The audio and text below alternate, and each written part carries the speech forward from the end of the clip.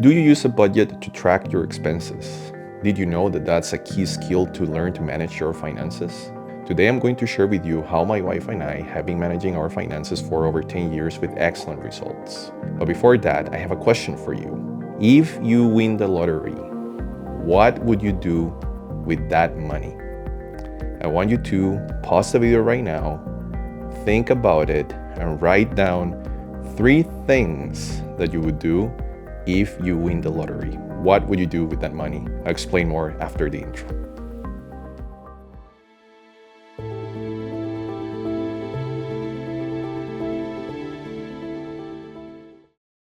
Welcome to a new episode of Inner Wisdom Life Guidance. Today, finally, we have a financial wellness episode. Actually, it's my first financial wellness episode. And today, as I said before the intro, I'm going to share with you how to create a budget, which is a key skill, fundamental skill for you to learn how to manage your finances. If this is the first time you are watching the channel, in this show we talk about financial wellness, mental health, and mindful eating. If this is something that you're interested in, you can go ahead and subscribe to the channel. Now, back to my question that I asked you. If you win the lottery, what would you do with the money? What are 3 things that you would do with the money? Depending on your answer to that question, there's 3 core mindsets that I'm going to explain right now. If you thought about helping others, using that money to help others, you have a kind mindset. You're an amazing person. Keep doing what you're doing. We need more people like you in the planet. The second way of thinking, of the second mindset, would be that you're going to use the money to buy investments. You're going to buy assets that are going to generate income. For example, if you thought about buying real estate or starting your own business or buying a farm, anything that represents an asset that's going to generate revenue, you have a wealth mindset, and that's amazing. That's what you want. Now, the third mindset is if you thought about buying something, buying things. For example, I want to buy a new car. I want to buy a vacation property. I want to buy a luxury watch. Like anything that's related to buying a thing that you want. That's what I will call a consumerism mindset, because you're focused on buying something, acquiring something. And that's not the best mindset to have. By all means, you should enjoy the money that you make, the money that you earn. You should enjoy it and you should buy things that you like. That's totally fair, that makes sense, that's logical. But with that said, when you do this in a way that's out of control, it becomes irresponsible. And then you might start living a life that's out of your means. You can't afford the life that you want to live. You might start getting into debt so that you can buy these things that you really want. And then you lose control. And something very important on financial wellness is to be in control. And by the way, one of the main ways to learn to be in control is to practice meditation. I have talked about this in a previous video. It's a key practice that I think everyone should do. I'll post a link above where you can go on and watch that video. But yeah, you have to be in control of your finances. That's very important. With that said, I would like you to share, if you feel like doing it, I would like you to share which are the 3 things that you thought of that you will do with the money from winning the lottery. And also you can share which mindset is the one that describes what you want to do. And the idea here is not to judge anyone. It's just important to do a self-assessment to see where you are and then define what are the steps that you need to take in order to start developing a wealth mindset. If you fall specifically under the consumerism mindset, this video is going to help you a lot to get to a better place financially in your life, and then you'll be able to afford the things that you want. But you will do it in a responsible way, in a logical way. My approach, or what I will recommend that you may want to consider, is to first develop the wealth mindset. That should be the first thing that you may want to try and focus on. And then in parallel, or after that, I think you can develop the kind mindset where you're helping other people, but then you also want, as I said before, to enjoy your money. So you can spend your money in things that you really want as a reward for what you have done, what you have accomplished. So those are, I think, the 3 stages, where the third stage is really not that you have this consumerism mindset, but that you are able to spend in a responsible way and you're able to better enjoy the things that you want without going in debt. The next thing that we're going to do is take a look at a spreadsheet that I use. My wife and I, we use it. It's a very basic template that I want to share with you so that you can start creating your own budget. So let's go take a look at that. Welcome back, friends. Right now we're going to take a look at the budget that I mentioned, spreadsheet that we use. This is just a simplified template, but in essence is the same strategy that we use to manage our expenses every month. So we have 4 sections in this spreadsheet. The first thing that you're going to see on the left is the month and the income for that month. And then you're going to see 3 categories to the right. You're going to see one category that's called needs, one that is called wants, and one that is called investments. The way we are going to do this, you're going to write down the payments that you get for that respective month. So in the month of January, we're assuming that you get a payment for $5,000. Then there's $400 that are deductions. So for example, taxes that the government takes from you. $5,000 for the second payment, and again $400 of deductions. So your net at the end of the month is going to be your payments minus your deductions. And that's how much money you have that you can use in throughout the month, right? Okay, now you're going to classify your expenses in 3 categories: needs, wants, and investments. And the way we're going to do this, you're going to allocate a percentage of your total income, your net income, to each of these categories. In this example, I'm saying that 50% of your income is going to be allocated to your needs, which is $4,600, which is 50% of $9,200. Your wants are going to be 30% of your net income, and your investments are going to be 20%. So these targets, first of all, are just ideal targets. We are using 50, 30, 20 as a starting point. We're going to talk about them in a second, but first or next, what I want to explain to you is what are needs, what are wants, and what are investments. This is very important.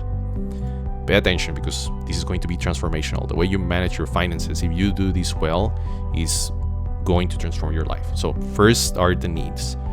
The needs are all those expenses that you have throughout the month that you need to do.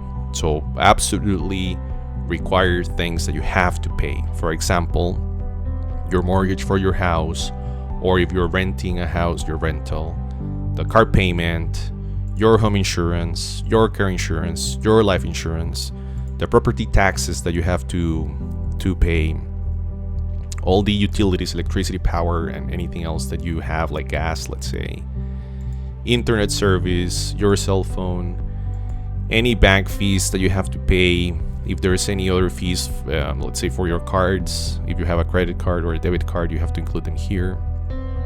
Of course, your groceries, because you have to buy groceries, you need food to eat, gas for your car, and any other contractual obligations. So again, here you're writing everything that you absolutely need to pay for. So when I say other contractual obligations, I'm referring to any contract that you have that you cannot break. That's why internet is here. I'm assuming that you have an internet plan, or you have, let's say, like an annual contract with your internet provider, and you pay it monthly, but you are bound to pay it for X amount of years. Same with your cell phone. Most likely you have a plan that you are bound to it for an X amount of time, and you can't break it. You have to pay it, right? It's something that you have to pay constantly. If you have any other loans or any other debts that you have to pay on a monthly basis, then it's going to fall under your needs. So that's what needs are, things that you absolutely have to pay for, things that you need. That's what they are called needs. Now, we have wants. Wants are going to be things that you don't need, that they are not necessary, but you want them. There are things that it's how you really enjoy your money, let's say. So if you have a streaming service like Netflix, Spotify, let's say you went to the movies, you went on a date and you paid for dinner, you got new shoes, you got a new watch, you went out for pizza because you didn't want it to cook, or you had pizza delivered, let's say you didn't want to cook. Takeout, same thing, you didn't want to cook, you just went and bought food. And beer, your gym membership, and then any other ones. So again, here these are things that are not necessary, but are things that you pay for. Your mindset, when you have a wealth mindset, you're going to look at your expenses in a very different way. And here's a few things that I want to highlight. I'm including here pizza and takeout. Before I said that you need food, right? You need food, you need to eat. But there's a big difference between going out and buying food and you buying the food as part of your groceries and cooking it at home. That's very different. You don't need to go out. You don't need to buy pizza. You don't need to go and take out. You can cook your own meals at your home, and it's going to be less expensive than buying food from a restaurant, let's say. Same with beer. You don't need beer. Well, maybe yes. No, you don't need beer, right? You can drink water. And this is I'm using beer and alcohol as an example, but it applies to any other drink that you might buy, like any soft drinks that you might buy, or like a juice or something like that. You don't need that. You can drink water and you're going to be fine. You're not going to die.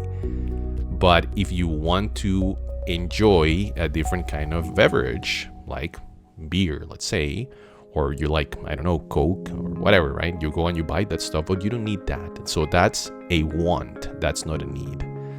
If you want ice cream when you go to the grocery store, you don't need ice cream. That's something that you're buying because you want to enjoy an ice cream. And same for any other treat. And this is where your mindset is going to change. You're going to look at what you spend and you're going to assess, is this something that I really need or not? Is this something that I can stop buying, let's say? And that's how you're going to start controlling your spending. So very important. And for this exercise, when you start doing it yourself, you can be as strict as you want. Another thing, the gym, for example. I think you should work out. It's important to do exercise, but you don't need to go to the gym. You can practice sports or you can do exercise without going to a gym. You can go run, you can go for a walk. These are things that you can do by yourself. You can start working out at home using your body weight. There's all these things, alternatives that you have that are going to help you save money or are going to help you spend less. Let's rephrase that. This is going to help you spend less. So those are needs and those are wants. Now investments, and you can see here, I have 20% allocated as investments. This is money that you're going to use to invest, okay? There's a big difference between savings and investments. When you save, you just have the money sitting in the bank doing nothing.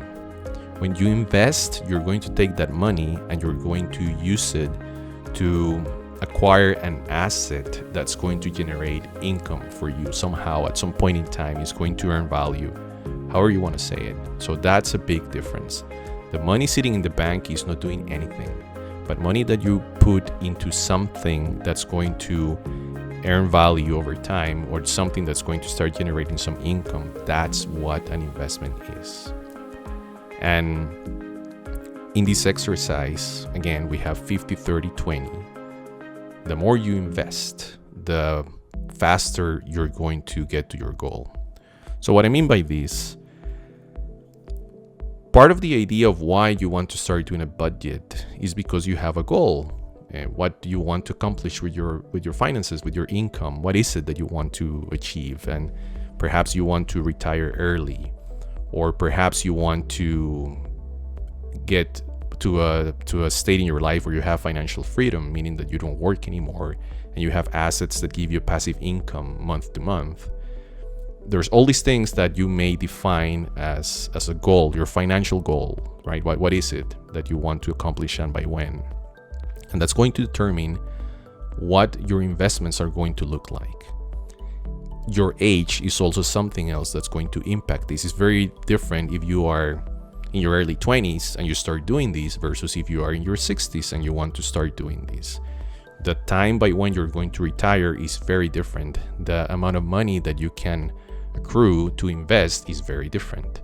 How soon you need it is very different. But again, the more you invest, like you can basically, just to give you an extreme example, using these percentages, you can say that 50% of your income is going to be allocated to needs. You're going to have zero wants, zero. And then the other 50% is going to be investments. And that is going to help you get ahead faster. So this is very important. You have to change your mindset on how you are enjoying your money and when it makes sense to enjoy it and how. Okay, what I would like you to do is sit down and do an assessment on what this looks like. Go ahead and write down all your needs. What are all the needs that you have today or last month? And then check which were all your wants for the last month. And then how much money are you actually allocating to investments? And this is going to let you know how far off are you from these 50, 30, 20. What does that look like? Okay. And you might be surprised on what your wants look like. If this is something that you haven't done before, you're going to realize how you are actually spending your money and on what. And that, my friends, is what's going to start helping you shift your mindset to a wealth mindset. So do that exercise, see where you are at, and then based on what your goals are, what your financial goals are, define targets for yourself. What do you want? What your needs? If your needs are going to be what they are. It's not something that necessarily you can change. You already have all these obligations that you need to pay for, unless there's something that you can stop paying for. Like maybe there's a contract that you can end sooner. Maybe there is I don't know, maybe you have you move to a less expensive cell phone plan. There's options. Same with the internet. Maybe you can have like a slower internet, let's say. But your needs are going to reflect what exactly your needs are today. And then take a look at your wants and see how you can perhaps reduce them so that you can have more money allocated to investments. So do that first, see where you're at, define your targets, and then start modifying your spending habits so that you can reach these targets. 50, 30, 20, I think is a good way to start. If you want to be more aggressive on your investments, reduce your wants and put more money into your investments. If your needs are too high, take a look and see what is it. Maybe you are, let's say your mortgage is too high or your rental is too high. Maybe you need to move to a place that's more affordable. Your car payment, maybe you have a car that's too fancy, it's too expensive, and you can, I don't know, use public transportation, or maybe you can have a car that is less expensive. How much gas are you spending every month, right? Maybe you need to drive less. I don't know. There's all these things that you can adjust with a different mindset, with a wealth mindset. There's all these things that you can adjust to help you have more money allocated for investments. Take a deep look at what your debt is. What do you have?